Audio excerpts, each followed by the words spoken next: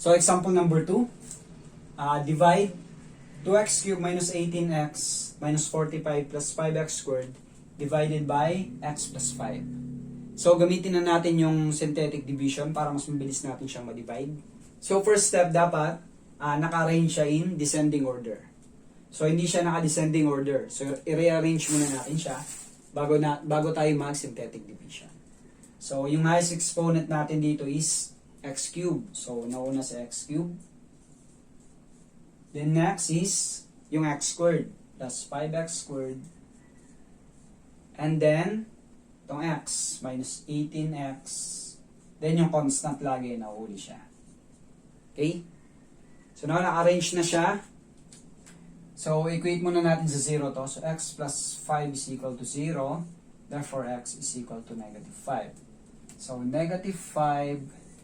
And then sulat lang natin yung mga number dito. So 2, positive 5, negative 18, and negative 45. Okay. Then, bring down natin si 2. Negative 5 times 2, negative 10.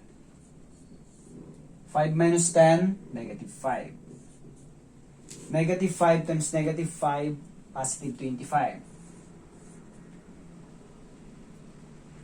Negative 18 plus 25, that is positive 7.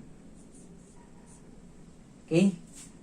Then negative 5 times 7, negative 35. Then negative 45 minus 35, that is negative 80. Okay? And then lagyan lang natin ng mga x. So, i-divide lang natin tong mga x. So, x divided by x cubed, x squared na lang. Okay? So, lagyan lang natin ng 2x squared, then minus 5x plus 7. And then, may remainder tayo. That is negative 80. So, pag isulat mo siya, kasi remainder siya, so, dahil minus siya, no? Minus 80 over yung divisor. Okay?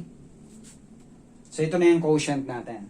So, ganito mo siya sinusulat na pag may remainder. So, yung remainder divided by the divisor. Okay?